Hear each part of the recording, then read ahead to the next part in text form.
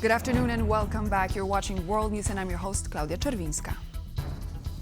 Vladimir Putin said he plans to hold a phone conversation with U.S. President Donald Trump on Thursday.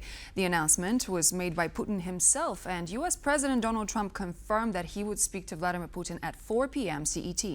As of right now, no reports have been released as to whether the call has begun or what the two leaders spoke about. This is supposed to be the sixth publicly known conversation between the two leaders since Trump returned to the U.S. presidency in January amid his so far unsuccessful efforts to bring peace to Ukraine. Putin and Trump last spoke in mid-June, and the conversation was focused mostly on recent tensions between Israel and Iran.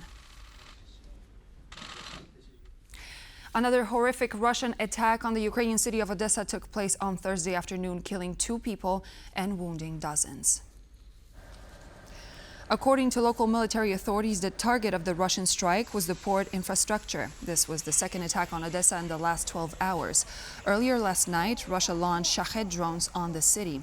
One of the UAVs caused the partial collapse of a residential building, resulting in a massive fire.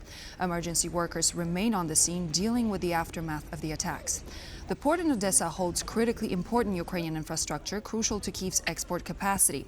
About 90% of all Ukrainian exports are shipped to foreign markets through the Odessa hub, including millions of tons of grain and metals. Russia regularly attacks Ukrainian port infrastructure and has stepped up its strikes after Ukraine began exporting goods through its maritime corridor along the western coast of the Black Sea.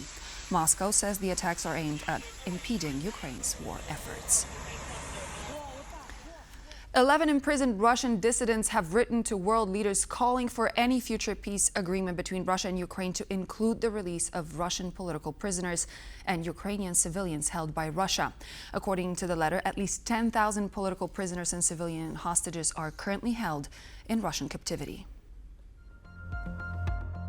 Human rights institutions in modern Russia have been completely replaced by bodies that merely imitate human rights activities. As a result, the health and lives of prisoners are at risk. Torture and pressure against them are most often not investigated or punished. But despite all this, we have not lost our voices. We have not sunk into oblivion.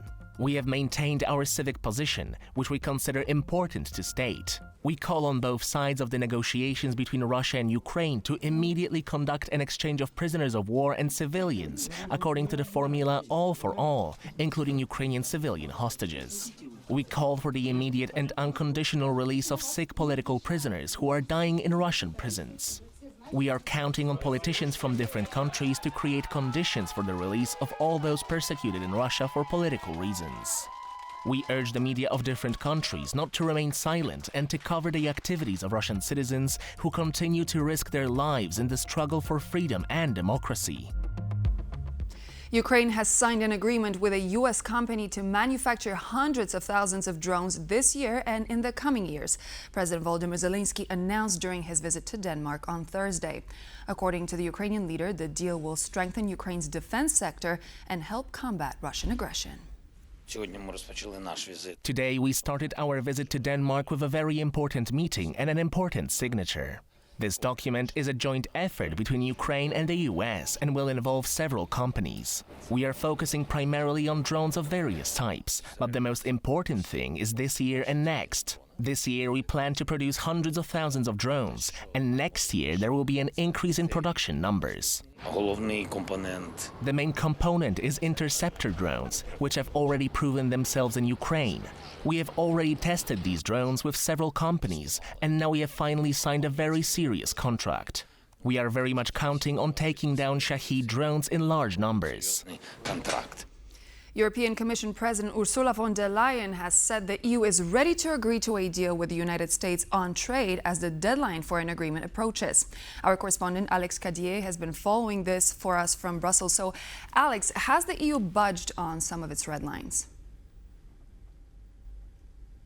Well, good evening, Claudia. It hasn't so much budged on its red lines as it's just moved them a little bit further down the road. Ursula von der Leyen speaking earlier today in Denmark, saying that the EU is ready to look for an agreement in principle with the United States. What does that mean? Translating the Brussels speak there, it means that the EU will look for a smaller, more framework deal, effectively a trade deal to say that something has been signed, but actually to keep negotiating on the detail in the much longer term. She said that clearly the complexity of EU-US trade, 1.2 trillion euros a year's worth of trade. And of course, these two are their biggest foreign direct investors to the other. So there is a huge consequence for this deal being reached.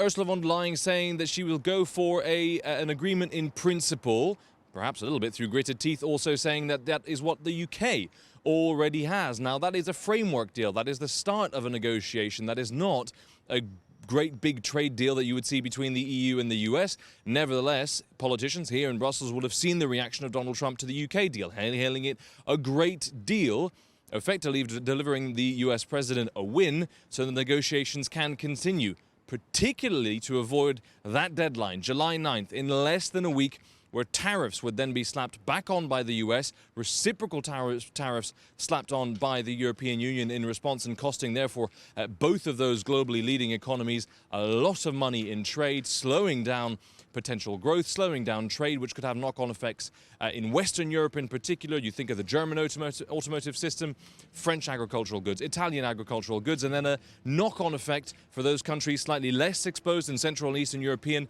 If trade slows down, so does the economy, so do their economies as well. That is what's at stake. Tens of thousands of jobs on both sides of the Atlantic relying on this deal. Perhaps that is why Ursula von der Leyen has said they will go for an agreement in principle, anything to move forward, anything to give Donald Trump a win, and then they can go back to the negotiating table to hammer out the detail. But for now, Brussels, Claudia, is trying to put its best foot forward. Thank you so much. That was Alex Kadiev reporting live from Brussels. On Thursday, Turkish firefighters discovered the first casualty of the fires that have been ravaging Turkey's western and southern regions for several days.